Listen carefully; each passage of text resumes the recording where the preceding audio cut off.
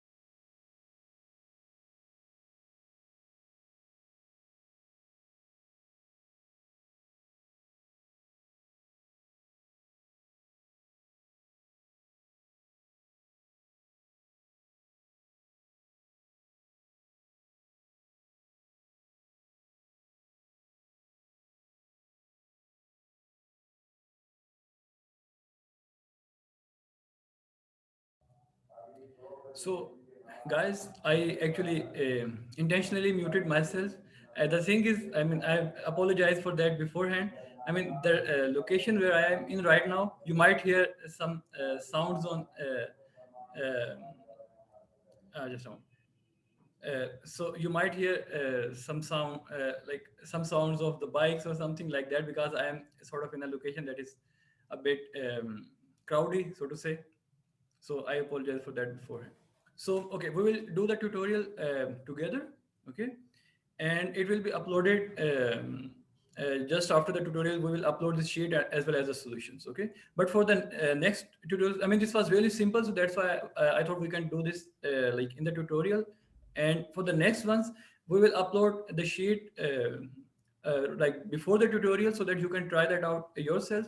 And then in the tutorials, we will discuss the solutions. But this was, since this was a really simple one, so it didn't make sense to I mean, upload that separately. That's why we will do it together.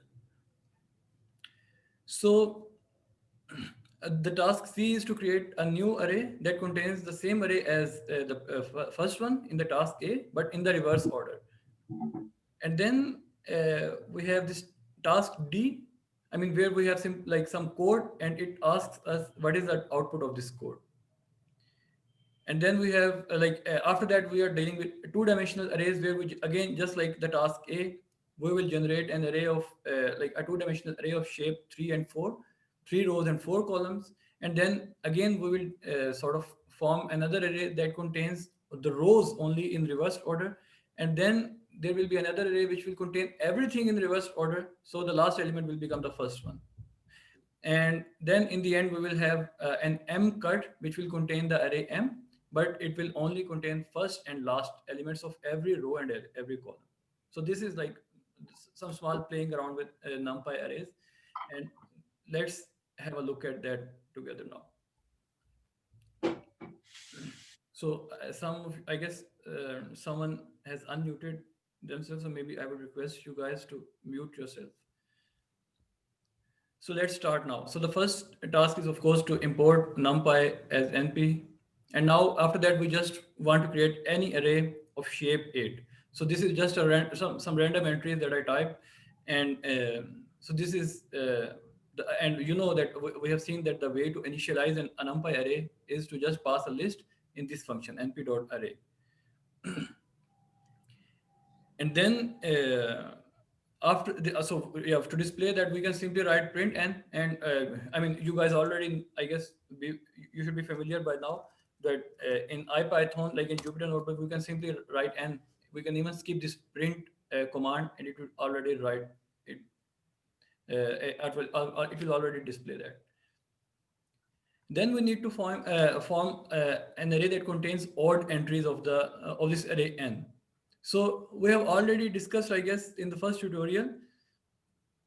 You might remember, if you are coming from the MATLAB background, you might remember that this syntax is also available in MATLAB.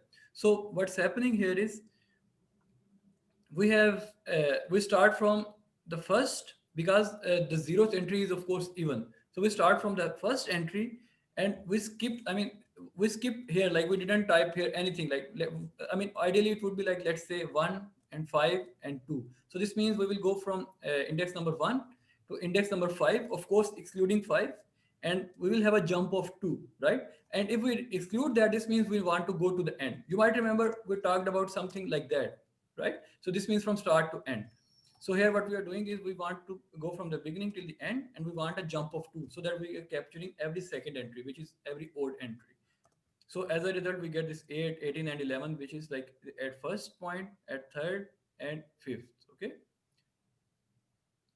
Yeah. So that's all. And this is just to show that which are even entries and which are odd entries. So if we actually want to see which elements are even and which are odd, we can simply check which elements have modulo equals 1. So the elements with modulo equals 1 will be odd entries. So for example, this 3 has like 3 modulo 2 equals 1. Similarly, 7 modulo 2 equals 1, and 11 modulo 2 equals 1. That's why these indices have true. But we are not concerned with that right now. We only wanted to print out the elements at odd indices, not the odd elements themselves. And after that, the next task was to to form an array which contains the same array but in reverse order. And for that also we saw negative indexing that also works in Python. So we want to go from start to the end, but instead of a jump of, let's say, 1 or 2 or 3, we want a jump of -1. So it will reverse the array. It will start from the last one, and it will go one by one till the very end. So this was task C, and now we have task D, where we have simply some piece of code, and it says what is the output of this piece of code. So let's go through this line by line. So what happens is we have a numpy array 1 to 5. Yeah, so there is a question, why not use np.flip or np.reverse? Honestly, if NumPy has these functions, I don't know if flip and reverse both are available in NumPy, but yeah, we can, we can search that. Of course, if there are functions like that, we can of course use that. Yeah. So yeah, reverse the order of elements. Of course, we can use np.flip also. Yeah, no problem. So maybe similarly, if np.reverse is also, if this also exists, we can use, of course, that one also. But since we are sort of restraining ourselves to the basics and to the indexing, so to say, in particular, that's why we want to do that through indexing only. But of course, if you want to achieve this, the objective through any other like built-in function, so to say, you can of course do that. So for other guys, I was answering the question from David actually. So you guys maybe can also have chat open in front of you to see what's happening. So coming back to task D, so we have this array from 1 to 5, and now the next line says that we are picking the indices from 1 to 4 excluding 4. That means we are picking the indices 1, 2, and 3. So like we are picking 2, 3, and 4. So B is picking B is plucking out this chunk of A. Okay, 2, 3, and 4, like index 1, 2, and 3. And then what we do is we say that the first element of this chunk should be equal to 200. Okay, so now we change this 2 to 200. And now if we print out the second element of this array, which was 2 in the beginning, but now it will become 200, right? This is just to prove something that we already discussed in the first tutorial, that if when we pluck out some view from the array, from the numpy array, it does not recreate that array. Okay, it's simply it is simply a view into the actual data. So changing anything in this like new variable will also change the parent variable. And you might remember we explicitly used the word copy, like dot copy function, if we want to have like if we want to make a totally new array, if we don't want to reference the parent array. And then we come to task E, where we simply it's just like task A, where we want to create a numpy array of shape 3 and 4. So 3 rows and 4 columns. I mean, this is just again I mean some random elements that I put in the list, and you can see that this is a list of lists. So the outer list contains 3 lists, and every list contains 4 elements. So we have 3 rows and 4 columns, and we can see that we can print that out, like just like display that. And now what we want to do is we want to reverse the rows again. Here again we can use flip function or anything, but we want to do that through indexing. So now what we want to do is we want to keep the columns the same, but we want to flip the rows. So like this 14 should be in the first element, then 13 should be the second element, 12 should be the third element, and 11 should be the fourth element in the first row. And similarly for all the rows. So we want to reverse the rows. And the way we do it is, you see, when we are actually reversing the rows, like these elements of the rows, the first axis goes in the direction of rows, as we already talked about in the first tutorial. And the second axis goes along the direction of the columns. So when we say that we are flipping the row, what we are actually doing is we are reversing the order of the columns, so to say, like the elements in the columns. So the first axis, I mean the rows axis is fixed. So the first row is still there, the second row is at the same place, similarly the third row, but in every row the columns are flipped, so to say. Okay, so that's why we just print out every row, and for every row we are again starting from the beginning going till the end, and we are taking negative index of -1. This is exactly like we did for this case of 1D array, if you remember here, right, in the task C. But here we are only doing it for the rows. Similarly, we could actually do that, if we do that like that. So what will happen, what will happen here is it will reverse the order of columns, so to say. Okay, it will keep I mean it will have the similar effect as we have here, but on the columns. And in the end, if we want to reverse everything, if we want, let's say, like this 31 uh, like if we want this 34 to come here, then we want to reverse both rows and columns simultaneously. And just inducing from the above task, as we already saw, we can simply use this type of indexing in both the dimensions, rows as well as columns. And as a result, we get like now this matrix is totally reversed. And now the last task was to simply to create an M cut, like array, which is sort of a portion of the actual array, which contains first and last rows and columns of M. And for that, if you see, now we have actually here done that in 2 parts. Like what we do is, first we pick up all the columns, okay, and only first and last row, okay. And then for that row, from that row, what we do is from that array, the new array that we sort of obtained by only plucking first and last rows and all the columns. Now we pluck on all the now we keep all the rows and pluck first and last uh, columns, so to say. Okay, so in the first line, we kept all the columns but picked only first and last row. In the second line, we kept all the rows but picked first and last column.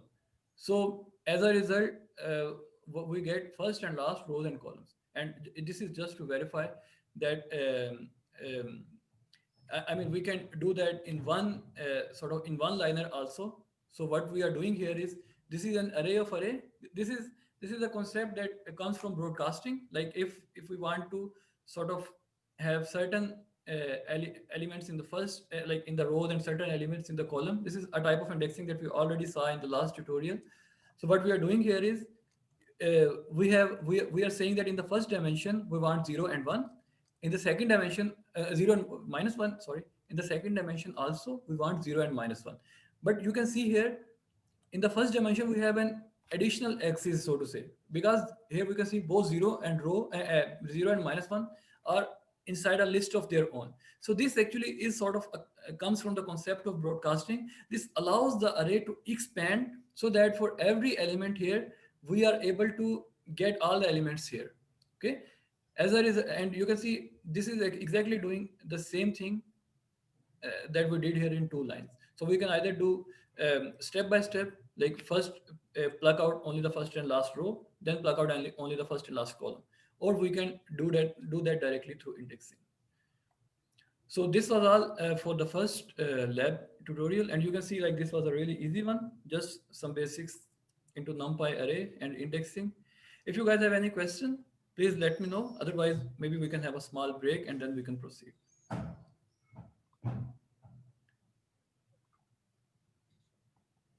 Or let's have a, I mean, right now it's 10:06. Let's have a break till, I would say, 10:12, something like that. And meanwhile, if someone has some questions, they can post that in the chat. Otherwise, we will sort of rejoin. Let's have a break till 10:15. Okay, we will start at 10:15. Okay, like after around 8 minutes.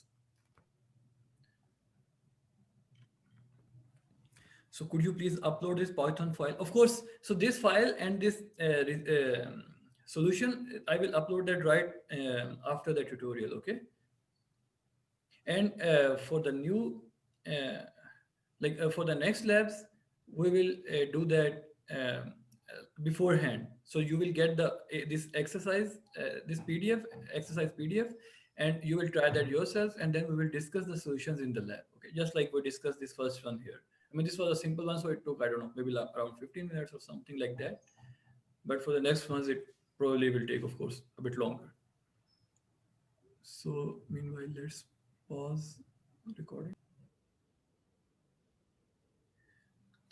Okay, so we will start with the concept of random variables. Okay, so if some of you guys are from like probability background or information theory, maybe something like that, this review, this might be just a benign review for you guys. And for the others, I mean, you need to see, you will, this is a reference, so to say, where at least you need to know for this lecture. Okay, and in general also. So the random variables, I mean, so generally defining, we can say that a random variable is actually a function that maps from sample space to probability space. Okay, to in fact from sample space to real numbers, so to say. So now before that, just let's go quickly through the concepts of random experiment or stochastic experiment, as we say, and probability space. Okay, so first thing is, okay, let's random experiments.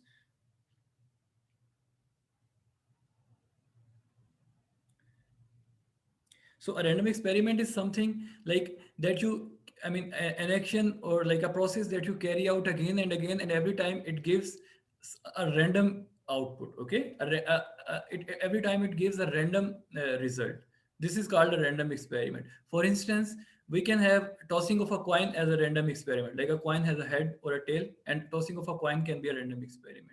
Similarly, rolling of a dice can be a random experiment, and it, like, every time it can give something between 1 and 6, I mean the numbers on the dice, right? And then we have a concept of probability space. Okay, I will write probability like with this letter. Usually it is written like that. So probability space is usually defined as a triple of like as a sort of combination of three things. So first is a sample space, second is uh, the event space, so to say, and third is the probability measure. I mean, this is sort of more from academic perspective, and we will see, I mean, how to simplify that.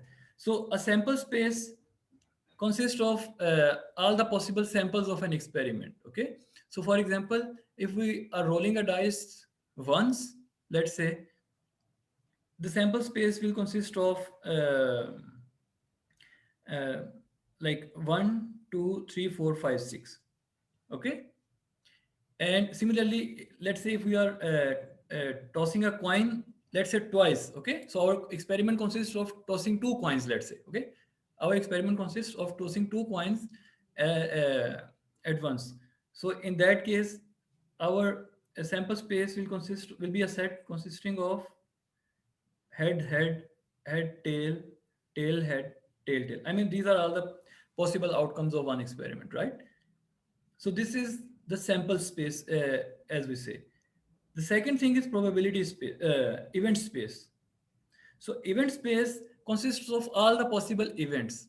Okay. So an event can be, an event can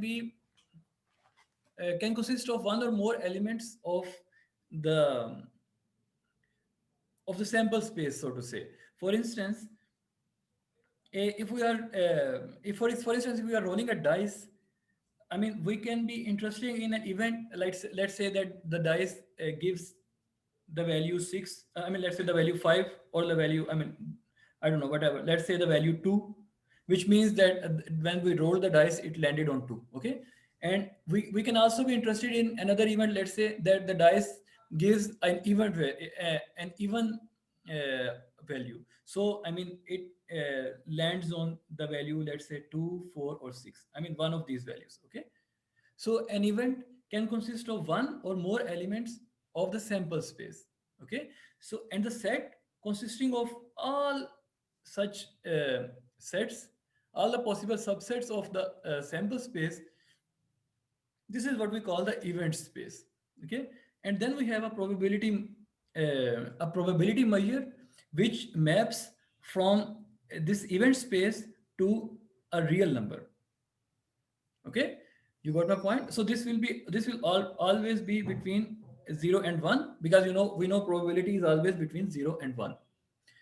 So like this will I mean, probably might be a surprise for some of you guys, but we always say random variable, but random variable in itself is actually a function. Okay, it is a mapping, so to say.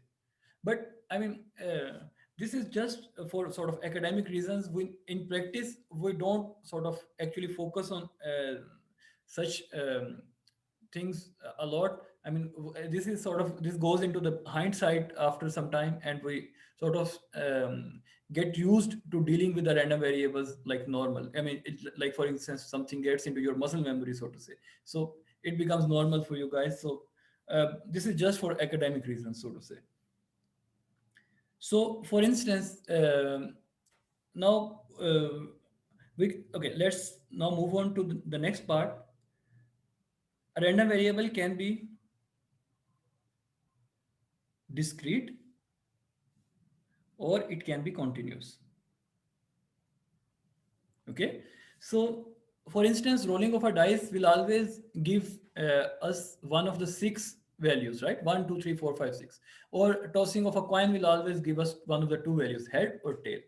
So this is a discrete random variable where we know that the value will always be one of these fixed one of these fixed values, so to say. It the I mean we have a limited number of values from which the value the variable will to which the value to which the variable will map. And on the other hand, a continuous random variable can be, for instance, let's say if I say that give uh, the time passed since the last second. I mean, let's say, or since the last hour. What I mean, or the current, or that I mean, maybe this is not a very good example. I mean, the common example is usually, as we say, is the noise, so to say. Okay. So, I mean, the value of the noise, like for instance, the white noise as we see in the TV screen or something like that. Okay. So if one pixel, if we don't have any signals and a pixel is just a noisy pixel, what is the value at any certain time? So, I mean, this value probably might be between 0 and 1. Let's say if if the pixel can only output between 0 and 1, but we are not sure if it is 0, if it is 1, if it is 0.5, if it is 0.555567. I mean, it can go to as much, we can go to as much precision as possible, but of course, we cannot pinpoint the value, right? So, this is sort of a continuous space. So, these types of variables are called continuous variables. And now we come to probability, uh, like defining the probability in both these cases. So if we have a discrete random variable, the this notion of probability is defined by so-called PMF, probability mass function. Okay. And if we have a continuous random variable, then probability is usually defined by PDF, probability distribution function. You know, if let's say if the reader, if everyone is clear of the initial conditions, if everyone is clear of the environment, we can use PDF also in place of PMF. Okay. But if when we are dealing strictly like when we are strictly distinguishing between discrete and continuous, usually we mention PMF, probability mass function for discrete variables, and a PDF, probability density function for continuous variables. So like PMF is simply like so for instance, let's say if we have like rolling of the dice. So we have 1, 2, 3, 4, 5, 6. Okay. And what is the value of the probability at any point? It will be, we know that the probability that the rolling of the dice will give us 1 or 2 or 6, it is equal, right? So this probability is 1 over 6. Why it is 1 over 6? Because we know that the sum of the probabilities should always be equal to 1. Okay. This is one of the conditions that a probability has to satisfy. Okay. If we are talking about the probability distribution, I mean, this is the probability mass function. I mean, this is a distribution, right? This is a discrete distribution. We also call this as categorical distribution, so to say. Categorical distribution. Okay, this is a categorical distribution where we have like 6 categories or 6 possibilities, and we define that, okay, this is a probability, this is a possibility of having the first category or first value, and similar, and for the second value and for the sixth value. And these all probabilities should sum up to 1, and since they are all equal, that's why we say they are 1 over every sample, or every value has a possibility, has a probability of 1 over 6. Okay. And then suppose that example of a pixel in the screen that is just getting that is just outputting a noisy value between 0 and 1. In that case, we have a similar counterpart. We know that its value should be between 0 and 1. And in that case, this is the PDF of okay, like if this x is the value, and then this is p, this axis says px, and this is usually represent like shown. This is usually represented by, for PMF we usually use the capital letter. For PDF we usually use the small letter. Now the question is, I mean, we know that why we did 1 over 6 here. Now why we did 1 here? The reason is, in PDF we'd say, I mean, this the condition for a PDF to be valid is that for like through usually what we do is like for the whole support, this is called a support set. I mean, for the set, for all the for the set of all the possible values which this random variable can take, we integrate over that set, and we say that this integral should be equal to 1, right? And if we see right now this integral is this area, right? And this area will be equal to 1 only if we have this also equals to 1, right? Similarly, if we, let's say if we had a pixel that was giving a value uniformly distributed, I mean this is called a uniform distribution because this is uniformly distributed, right? Uniform distribution. And if we had a value, if we had a pixel, let's say that was giving value between 0 and 5, let's say, okay? In that case, again, if it is like if we have equal probability of having a value like between 0 and 1, 0 and 2, I mean 2 and 3, 3 and 4, 4 and 5, so, I mean for any interval, in that case, again we will have a uniform distribution, and here we will have 1 over 5, so that when we do the integral it sums up to 1. Okay. And now while we are talking about a uniform distribution, you know, we this distribution is also uniform, right? Because we have an equal uh, chance of getting 1, 2, 3, 4, 5, 6. Okay, but this is uniform in discrete environment, this is uniform in continuous environment, this one. Okay, so now I guess this like basic difference is clear. If you guys have some question, maybe you can ask, otherwise we can proceed.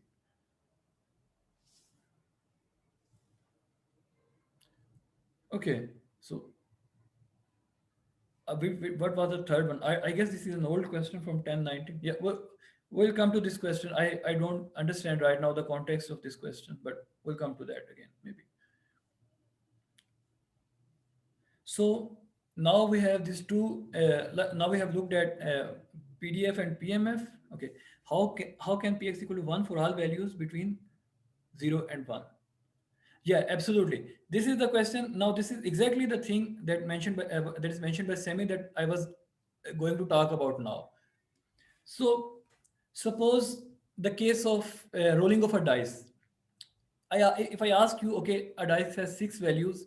What is up? And we know that every value is equally likely, so to say, equally probable, equally possible. We can get a 1, we can get a 6. We cannot bet whether there is like there is greater chance of getting a 1 or a 6. Now, if I say, okay, what is the possibility out of 1 that the value will be equal to 3, let's say, or 4, whatever? You will say it is equal to 1 over 6 because there are 6 possible values, and I am asking you to give the probability of one value. You will say it is 1 over 6. But when we come to, okay, let's transfer the same notion to continuous space. Now, if I ask you, what is the probability that the value of the pixel, this noisy pixel, is, let's say, 0.2? What would you say? I mean, from this graph, from this function, it seems that you would say, okay, 0.2, 0.2 lies here. So this is the value.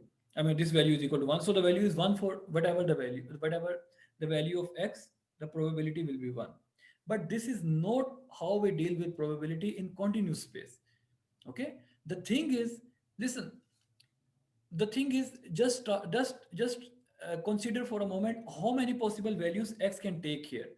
Like if you say, we can say that x can take 0.2, but is it exactly equal to 0.2? Maybe it is 0.2000000, like 15 zeros and then 1, right? It is not equal to 0.2, right? This is not exactly equal to 0.2. So like between 0 and 1, we have infinite number of values that x can take, right? Like you cannot pinpoint a value because you can go as much precision as possible, and there will still be room for another digit, right? So this this is like this we can, x can take infinite number of values here in this interval. In fact, even if x was, let's say, even if x was distributed between 0 and, I don't know, like 0.01, right? So this value will become 100 here, because we need to satisfy that the sum of px should be equal to 1. Now that doesn't mean that the probability is equal to 100, right? This px can be, for px it can be greater than or equal, it will be greater than equal to 0, but we never say it should be equal to, it should be less than 1.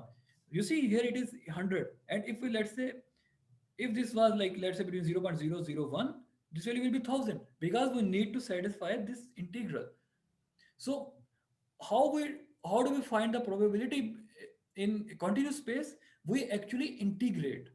Okay, so it is so the possibility is zero for yeah, absolutely. So for any, so the probability of x to take any particular value is zero. Okay, remember that. So if I say that x is x is a continuous variable that is distributed, let's say, between 0 and 1, and it, what is the probability that x is equal to 0.2?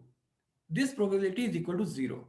Okay, because there are so, like, there is an infinite number of values that x can take, and the probability that x can take a particular value is equal to 0 because we have infinite values that x can take. So what we do is, we don't talk about probability in terms of a single value. We talk about probability in terms of intervals when it comes to continuous space. So for instance, we can say, like, we can define a closed interval here, like that. Okay, and let's say this interval is from, I don't know, 0.19 to 0.21. Okay, and now we say, okay, what is the sorry now we'll say what is the probability that x is between 0.19 and 0.21. Okay, and now this will be equal to the this area of this highlighted region, this red region. Okay, so when we talk about continuous variables, we talk in terms of like areas, right? We talk in terms of intervals. We don't talk in terms of particular points. No, so absolutely. So this question from Kong Gyan. So the px from y-axis here does not represent a probability. Okay, this is a PDF. This is a probability density function, but this is not the actual probability. The actual probability will be found like that. Okay, so now this will be equal to, sorry, this will be equal to 0 from 0.19 to 0.21 p of x. Okay, dx. So we will integrate this PDF function. Okay, this function, we will integrate that from 0.19 to 0.21. So we will find this area of the highlighted region, and this will be equal to probability. Okay, this is like sort of something that often we miss quite often. In discrete case, this PMF is actually the probability. That's why you see, that's why I use this symbol here. Like this symbol, this double line, usually this symbol refers to probability. Okay, so for PMF we can use this symbol, right? This is equal to PMF, but this does not hold for continuous case. Okay, so for continuous case, here probably we can write something like that, that okay, probability that x is between these two intervals, what is the probability? Okay, I guess there was some instability in the connection, but you can see now, right?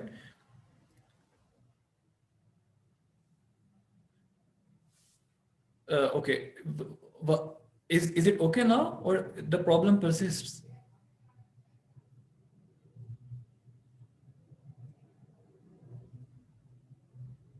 Okay, no, I just a moment, let's see.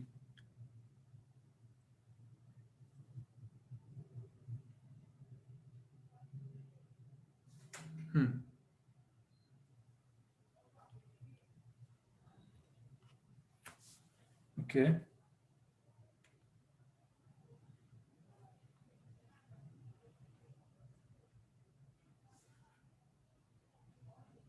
I guess the problem is not because of the bad connection, but this is more because of because I am because of using this device, maybe. Okay. I mean, if the audio is clear, we can see uh,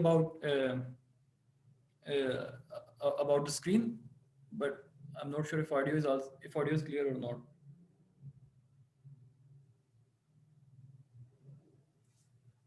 So if you guys can hear me, can you please give me a quick like yes or no, if you guys can hear me clearly now or not?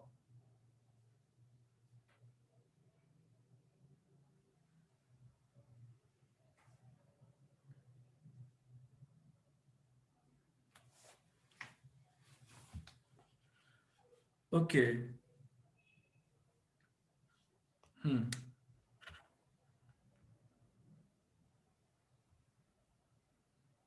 Yeah, okay, let's see. So can you guys hear me now, or let me see.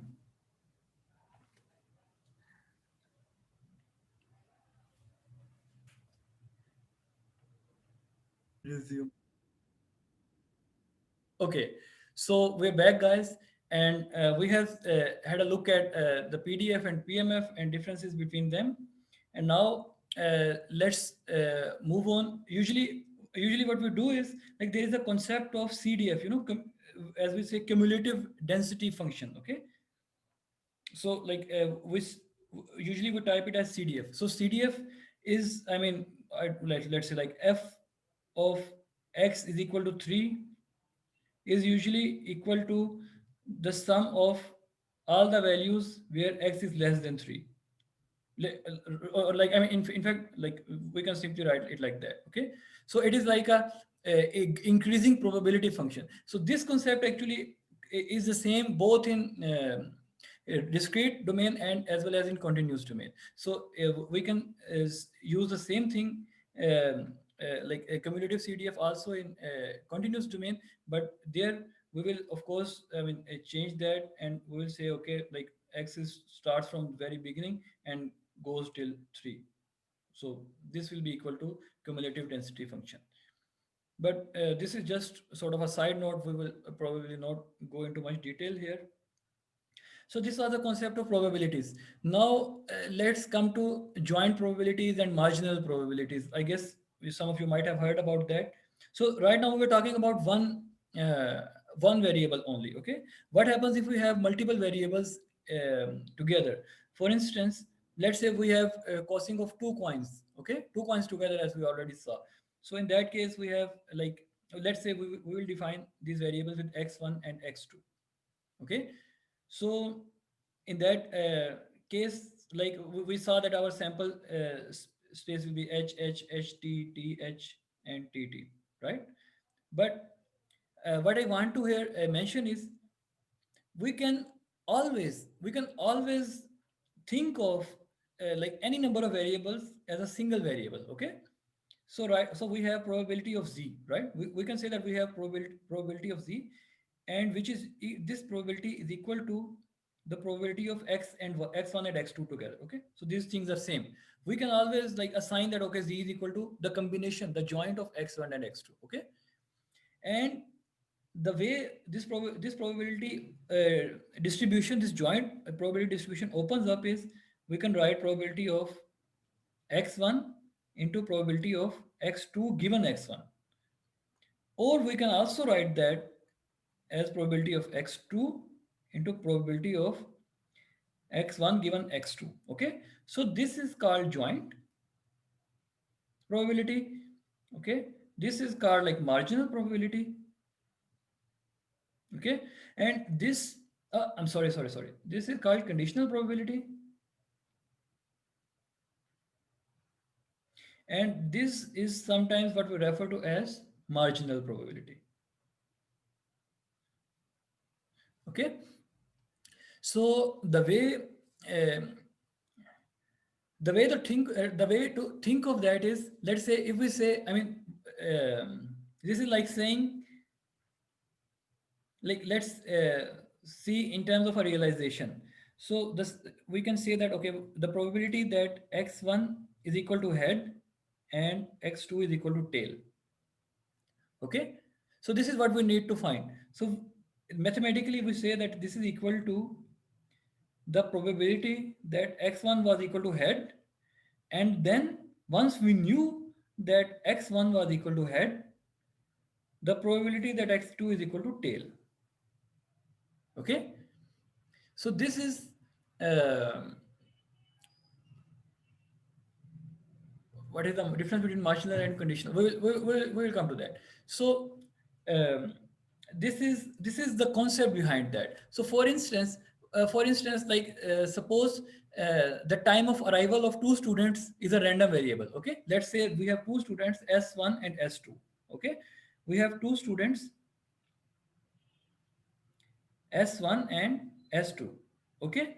And we have, let's say, divided the time in that in intervals of 30 minutes. Like, okay. So we say, let's say between 8 a.m. to 8:30, we have, let's say we name that equal to, this interval is interval 1, and till 9 is interval 2, till 9:30 is interval 3, and till 10 is interval 4. Okay. So these are the four values that we can have. Now we say, what is the probability that S1, S1 and S2 is equal to, let's say, 2 and 4, or let's say 1 and 4. Okay. This, how this, like, what are we asking here is, we are asking for the probability that the student 1 arrived between 8 and 8:30, and the student 2 arrived between 9:30 and 10. Okay.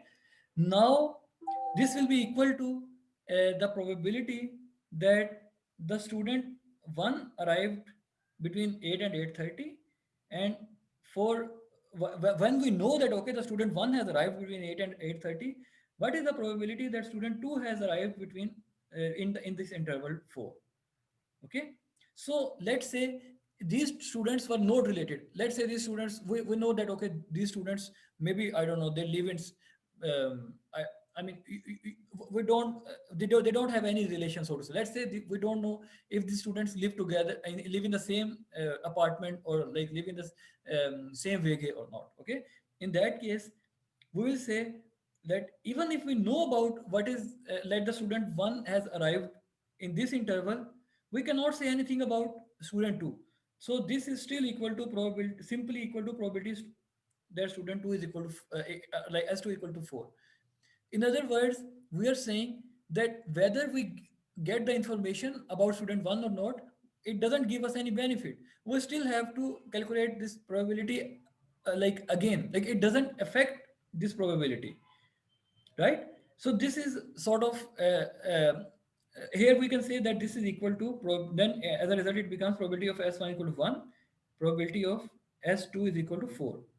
But if we say that, okay, the students S1 and S2 live together, I mean, they live in the same way, or like they are close friends and they always come let's say, uh, in the same train, in the same S-Bahn or something like that. In that case, once we know that student 1 arrived uh, between 8 and 8:30, it is highly likely that the student 2 will also arrive between 8 and 8:30, or I don't know, maybe around, maybe in this interval. Okay. In that case, this value will drastically change, right?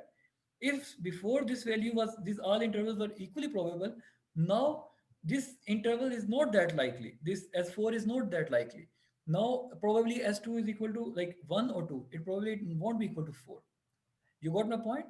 So this is the conditional, this is the sense of the conditional probability. So the probability of a second, like, event happening, provided that we know about the first event. Okay. So in other words, suppose, um, suppose we have two classes. Okay. Like, suppose that we have two variables, let's say x1 and x and a. Okay. So x or c and a, let's say c tells us the type of class, and a tells us the age of the person taking it. Okay. So, what is the probability that class is equal to engineering and age is equal to, let's say, 25? Okay.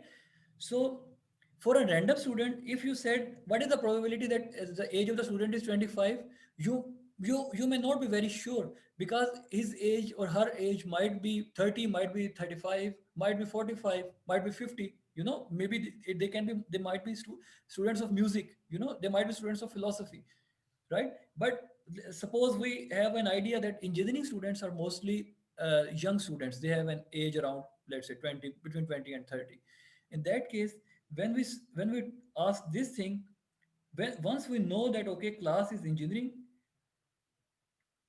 this second probability that age is 25 given class is engineering, this probability will change depending upon the knowledge we get from the type of class. Okay. So I mean, we now saw like multiple examples from using different variables how this if how this probabilities like of this is what we call conditional probabilities. So when we find the value of the conditional, like when we find the conditional event, when we know the value of the conditional event, our belief about the random variable may change. This is the conditional probability, right? Now let's have a look at another example. I mean, in fact, let's get back to this example that we saw in the very beginning. This one. Now, if we toss two coins to this, I'm talking to this example. If we toss two coins together, right? So when if someone told you that okay, the first coin was head, now he asks you, okay, what is the probability that the second coin will be tail? You will say that it is again zero point 0.5, because whether the first coin was head or tail, it didn't affect our belief here, because this x2 is so to say it's I mean our this information that x1 was head, it's not it's not changing our belief about x2. It's not adding any new information to our head. Okay, it's like that. So for example, it's again like saying that you know, if two events are dependent, if two events have some sort of dependence, and if we know about the first event, we have some change in the belief about the second event. We know something more about the second event because of this dependence, because of this correlation, or in other words, like in terms of signal processing. But if these two events are not dependent, if they are independent, in that case, there is no extra information that we get from this value that x1 is equal to h. So this is what it's all about. In that case, this probability is again equal to probability x1 is equal to h, and probability of x2 is equal to t, right? So this, we can simply neglect this conditional part. So if you guys have some questions regarding that, we can talk about that after the class. I mean, after this tutorial ends. But I mean, this is sort of the notion of the conditional distribution. Remember that conditional distribution is again a distribution, and it has to satisfy every property of the distribution. For instance, it must sum up to 1 again. Okay. Now, coming back to marginal distribution. So marginal distribution is something, I mean, that we can also, uh, I mean, marginal distribution is sort of distribution of one, or like a sort of some one, let's in that case, marginal distribution is the distribution of one variable, let's say x1 or x2, irrespective of of the other variables, so to say. Okay, so in other words, when if someone asks you what is the distribution, let's say that the age of the student of a student in a class is 25. Okay, you will say, I mean, let's say this distribution may be like the age of the students might be something like that. Let's say this is between, this is 50, so the distribution might be like that. uh, okay, so like this is, let's say, 20. So this is the distribution, like let's say this is the, I don't know, this is the age 10, something like that. So this is the distribution that the age of the this is the distribution of the age of the student. Okay, so this is p of a, and this is the value of age, like a. But if we say what is the distribution in case of, in when we know that the class is I don't know, let's say the class is 10th class, or like the class is bachelors. Okay, let's say when we say what is the distribution of the what is the distribution of the age if the class is bachelors. So a given c is equal to bachelors. Okay, in that case, we know that okay, now this age will be around, let's say, 20, 21, maybe something like that, right? So I don't know, maybe let's say this is 30. We know, I mean, there is very little chance that someone above 30 is in the bachelor's class, let's say, and there is very little chance that someone less than age 22 is in the bachelor's class. I'm sorry, someone less than age 18 in the is in the bachelor's class. Okay, so you see, this is the marginal distribution, because I mean, this is sort of and the distribution of the variable independently, and this is the conditional distribution. Okay, By the way, one more thing to remember is that marginal distribution usually comes by marginalizing the joint distribution. Okay. So in other words, if we are given if we are given a joint, let's say, okay, where should we write that? Yeah, I guess it will be a bit hard for you to decode these notes. But so if we have a marginal distribution, let's say, if we are given a joint distribution, let's say probability of x1 and x2. If we are given this distribution, to find out marginal distribution x1, like if the value of x1 at any point, this small is like sort of the real value of this random variable x1. To find out the value of this variable at any point, what we do is we fix x1, and for all the values of x2, we sum up this joint distribution, right? This is the way to find out marginal distribution in real. Okay, so we have this joint distribution which consists of x1 and x2. If we know that, if we want to find the marginal distribution of x1, and like the marginal probability of x1 at value this small x1, what we do is we sum up all the possible all the possible values of the joint probability where x1 was fixed to x1. And you see, this will rotate because of this summation. Like we will sum over all the values of x2 here. So, are you guys with me till here, or just okay? Cool. So this let's look at one other example. Okay, this will, I guess, clarify even more. So let's suppose we have two variables x1 and x2. Okay, and x1 can take values 0 and 1, x2 can also take values 0 and 1. Okay, and now we want, now this is how we see the, like we look at the joint distribution. So we know the joint will consist of both x1 and x2. So let's say this value is 1 by 8, 2 by 8, I don't know, this is 3 by 8, and we're left with 5 by 8, and we have, let's say, 3 by 8. So 1 and 2, 3, 3 and 3 and 6. Okay, maybe right here 2 by 8, and here like 2 and 2, 4 and 5, and 3 by 8. So this is like a joint distribution. So what we can say, like let's say probability of x1 is equal to 1, x2 is equal to 0. This probability is given by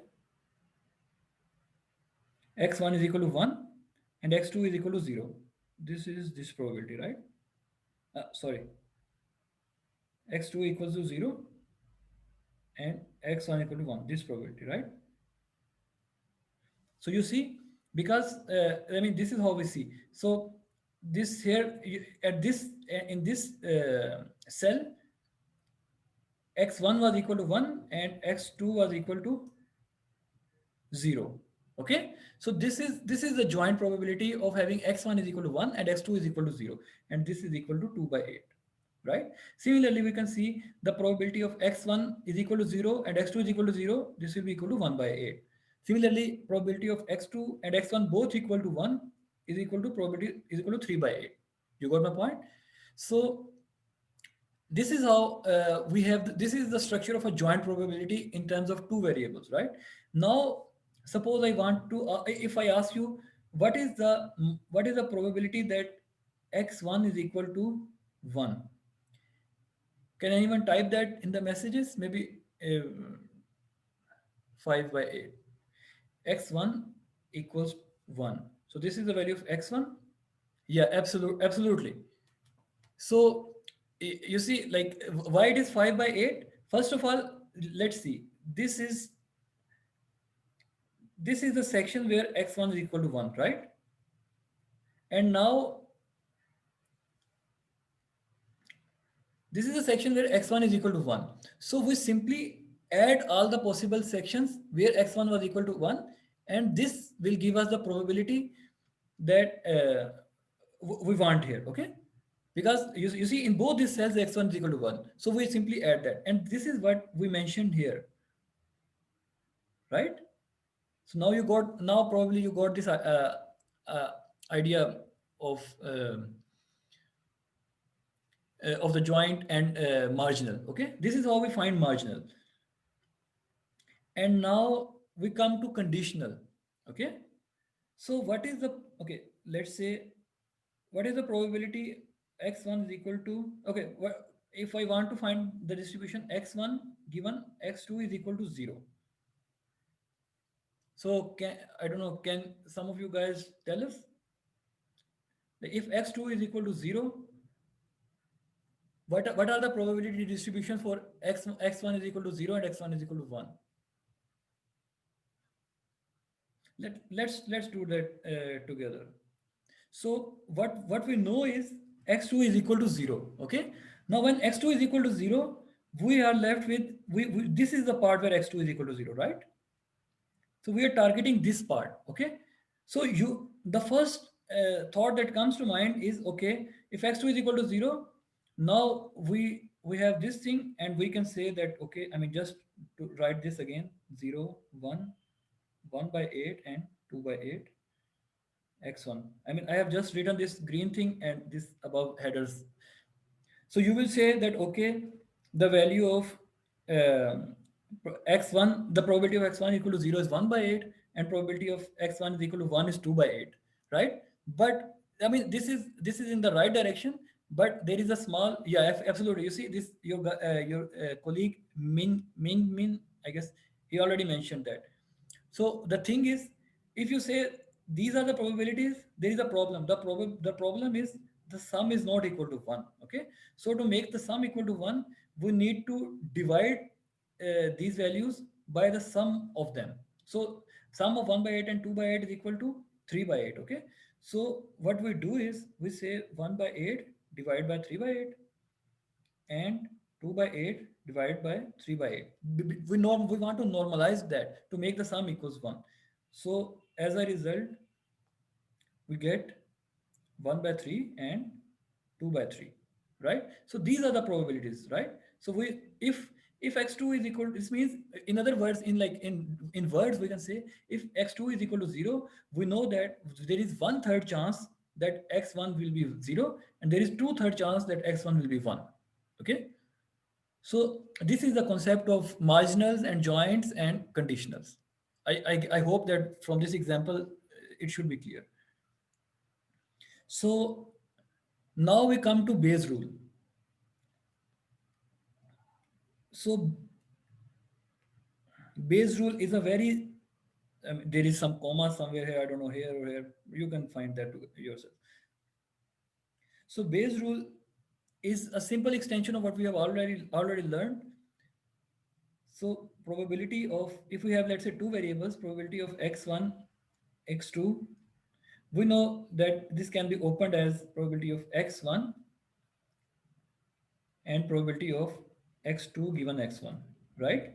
And it can also be opened as probability of x2, probability of x1 given x2.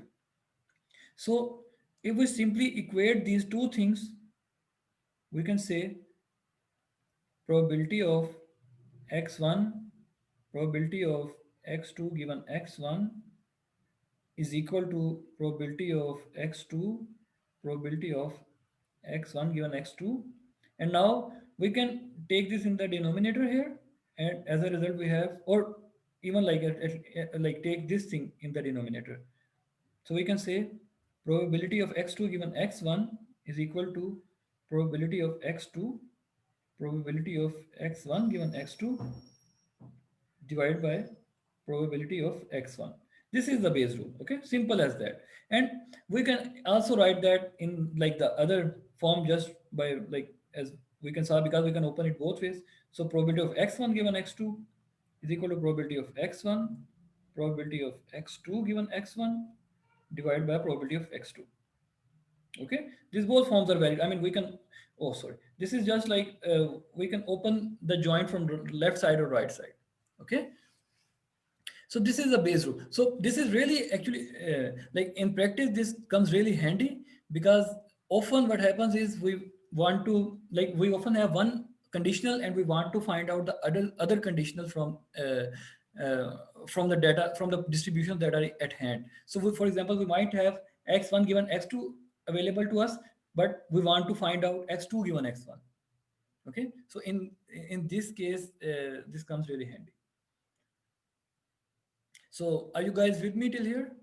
If yes, we can then proceed. Okay, 11, cool. So we saw about probabilities, we saw about CDF, PDF, discrete, continuous, we saw the Bayes rule. And there is one small thing, uh, actually there are just some two small things that are left now. So one thing is the concept of independence. Okay, this is actually a bit more involved than what we will talk about here, but I will just give you a notion. So independence of random variables. Okay. So the two random variables are actually said to be independent if knowledge of one random variable does not change the distribution of the other variable. Okay. So uh, yeah, I mean, this is okay. So for instance, if we say probability of like if let's say if probability of x1 is equal to 0 is equal to like if probability of x1 is equal to probability of x1 given x2 is equal to I don't know anything for all x2, let's say, or I don't know, but I mean for in fact let's type it like that. Okay, yes, I will share this note. So if this is the case, then I mean, then we can we can hope that these random variables will be independent. I mean, by the way, if we talk a bit deeply, this is like sort of. This is not the sufficient assumption, but if the random variables are independent, this assumption, I mean, this result always holds true. Okay, so what happens is like if the knowledge about one variable does not change does not change the knowledge of another of the other variable, then these variables are said to be independent.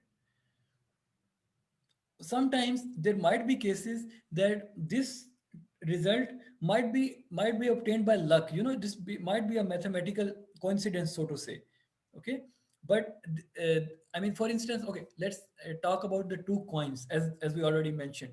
So whatever the value of the first coin might be, we know that the value of second coin, I mean the distribution of the second coin will still be zero point 0.5 and zero point 0.5, provided that the coins are, I mean, fair, I mean they are not curved or anything like that. So whenever we toss a coin, it will give a value like 1 and 0, head or tail, with equal probability.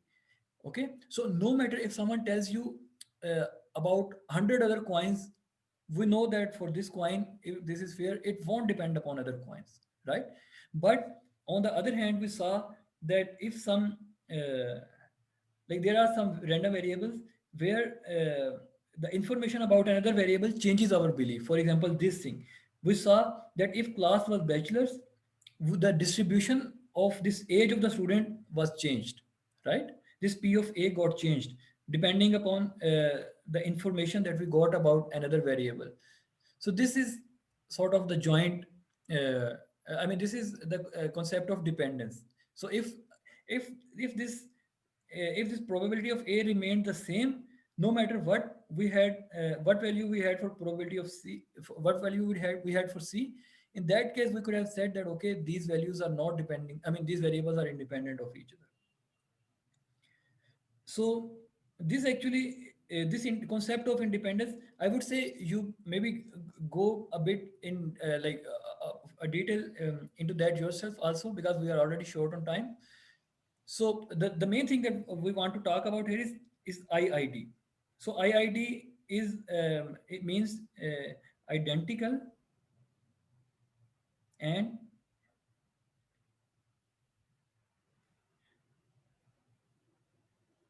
independent distribute, independent and identically distributed. Okay, so IID random variables mean independent and identically distributed. These variables are the variables where, let's say, if we have 10 random variables, like in that, like probability of x1, x2, and so on to probability of x10, right? If we know that all the like variables, like probability of x1 or is equal to probability of x2, I mean these distributions are same for like for separate variables, then this means they are identically distributed. And if they are also independent, in that case we can type that this, like let's say, this will open as, I mean we can open this as probability of x1, probability of x2 given x1, probability of x3 given x1, x2, and so on till probability of x10 given x1 till x9. Right? This is how this is just like we opened the joint distribution into case of two variables. Right now we have 10. So now we can, if they are independent, we know that we can remove these parts, right? So as a result, we are left with probability of x1, probability of x2, up to probability of x10, right? Or since these are all the same, we can say, I mean these are equal to, let's say, like I is equal to 1 to 10, probability of xi. Or since this probability of xi was the same, I mean since this we said that they were identical, then we can say I is equal to 1 to 10. This is, let's say, or I mean we can even say p to the power of 10, right? Where if we have a particular value, then we can say, like let's say x, I don't know, where any value like x to the power of 10. If we are talking about any value, then we can say it like that, realization. Okay, because they were identical and independent. So this is often the case with the noise. Okay, and you will hear this term IID again and again. So yeah, so this is done, and I guess this was all for the review that I had thought of. Just let me see. Yeah, just one small update for you guys. Yeah. So just one last thing is the law of large numbers. Okay, law of large numbers. I mean, we won't go into the detail, but this law states that the expected value, like the average value of a random variable, becomes equal to the sample. Like if we take the sample mean, like if we have these samples which are coming from the distribution px, and this expectation is also with respect to px. So in that case, this average of the variable is nearly equal to the sample mean, and this becomes as much equal as the n is greater. So when n approaches infinity, this value becomes equal. Okay, this is the law of large number. So this, in simple terms, it says that sample mean equals expected value as n approaches infinity. Like sample means, like n samples mean equals expected or approaches expected value as n approaches infinity. This is the law of large numbers. Okay, and this is, I mean, just a way of writing the expectation. So expectation of a variable is simply like x into probability of x for all the values of x. Okay, or in terms of continuous, x into p of x dx. This is the formula for expectation as we write. And we can in fact change this x with any f of x here. In that case, we can also write here f of xi. Okay, but the original, so this way we can sort of evaluate this, we can sort of approximate any expected value of any function of x by taking samples of from the distribution of X. But I will undo that and keep the original one just so that you know. I mean, this is the original law of large numbers. So I'm sorry for taking like 2 minutes extra. So I guess yeah, this is all that we wanted to review today. If you guys have any question, you guys can let me know. Otherwise, I will stop the recording and